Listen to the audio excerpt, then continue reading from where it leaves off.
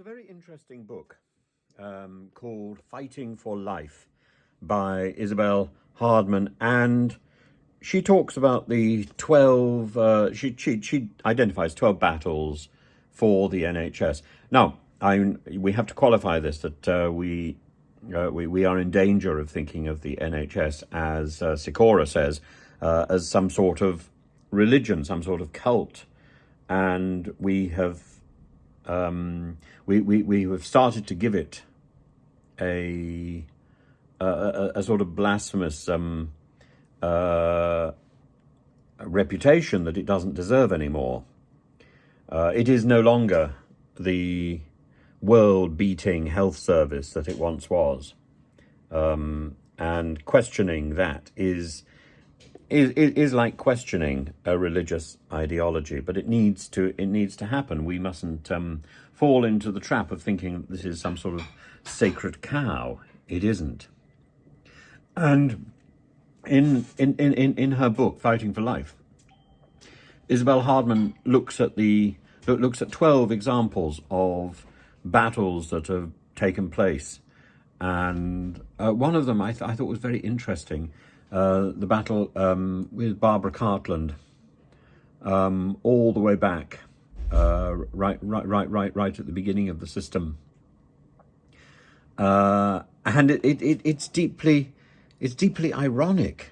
Barbara Castle, sorry, deeply ironic. A private patient working for the as the Labour Health Minister, a private patient trying to abolish paying beds in hospitals, and this led to a doctor's strike and effectively ended her career. And so, coming so soon after that, Mrs. Thatcher's tenure, I mean, she was so determined to insist that the health service was safe in her hands that the necessary changes to the health service simply didn't take place.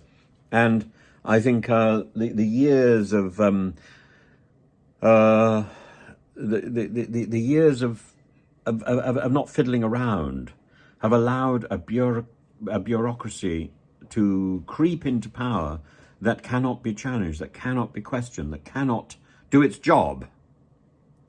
And that's what we've got today. So if the 1980s wasn't the time to privatize the sector, she says rather dryly, when it's not clear when that will ever be. It's not about privatizing the NHS. It's about recognizing that the NHS already pays for so many of its services. And, for example, medicines now are more expensive than ever. But we're at the same time, we are employing so many completely incompetent bureaucrats to manage the bit of the NHS that we're paying for, and to manage it so badly that we are literally paying through the nose to service this illusion that the NHS is completely independent of payment. No, we're paying so many people, and we're paying so many bureaucrats that we shouldn't be paying. We need to rethink what the NHS is doing. We need to grasp the nettle. We need to risk the blasphemy of questioning the NHS, because the COVID pandemic threw the NHS into such decay. And what did we do? We stood on our doorsteps and clapped. Clapping is no substitute for paying. And we need to be paying doctors and nurses and cleaners, and we need to be getting rid of useless bureaucrats. The next NHS strike, I think, probably ought to be the bureaucrats' strike, when they suddenly realise that their jobs are in danger. But that's the strike that we should be holding out against, not nurses and doctors. We should never see nurses and doctors going on strike again. This is an absurdity. It's morally and politically wrong. And our present government is absolutely wrong to be holding out against the nurses and doctors. It should be sacking the bureaucrats who've put us in a position where this is even happening.